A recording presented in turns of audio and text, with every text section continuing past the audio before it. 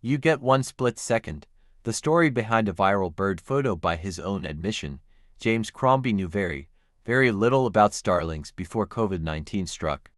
An award-winning sports photographer by trade, his only previous encounter with the short-tailed birds occurred when one fell into his fireplace after attempting to nest in the chimney of his home in the Irish Midlands.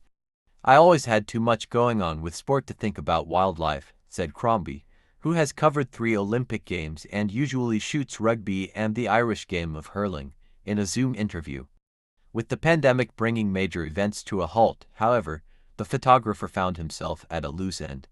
So, when a recently bereaved friend proposed visiting a nearby lake to see flocks of starlings in flight known as murmurations, Crombie brought along his camera, one that was conveniently well suited to the job.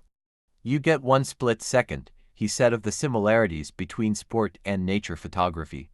"They're both shot at relatively high speeds and they're both shot with equipment that can handle that." On that first evening, in late 2020, they saw around 100 starlings take to the sky before roosting at dusk.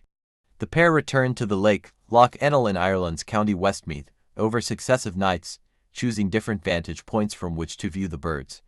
The routine became a form of therapy for his grieving friend and a source of fascination for Crombie. "It started to become a bit of an obsession," recalled the photographer, who recently published a book of his starling images. "And every night that we went down, we learned a little bit more. We realized where we had to be and where the starlings were going to be. It just started to snowball from there.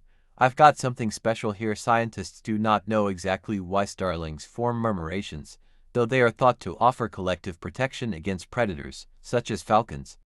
The phenomenon can last from just a few seconds to 45 minutes, sometimes involving tens of thousands of individual birds.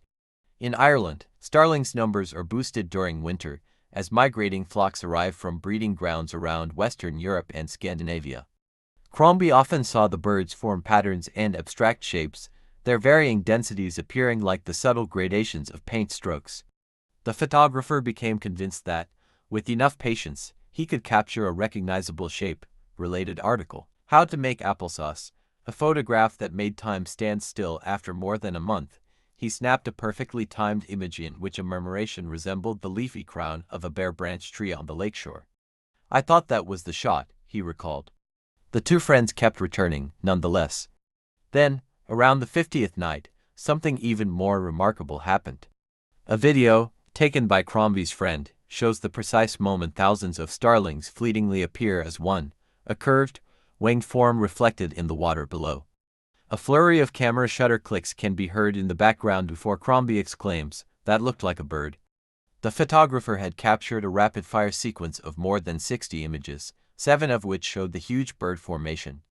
Yet there was one that stood out from the rest. "I knew, once I clicked it, that I had it," Crombie said, recalling how he returned to his car and saved the photo to various backup locations. "I contacted 1 or 2 people straight away and said, 'I think I've got something pretty special here.'" The image quickly went viral online, appearing in magazines and on the front page of a national newspaper, the Irish Times. It has since appeared on a bank's annual report, a cafe mural in Australia, and the shutter doors of a Norwegian building, according to Crombie. Related video: photographer captures stunning images of rivers of rust in Canada. The photographer said the picture had a huge impact on his career and profile. But it was just the beginning for Crombie.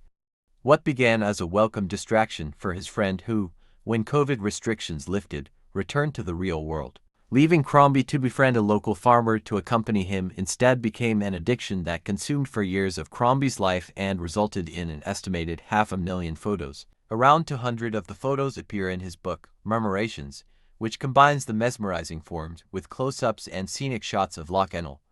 And while he has long been back documenting professional sport, Crombie hopes he might, one day, be able to shoot wildlife full-time.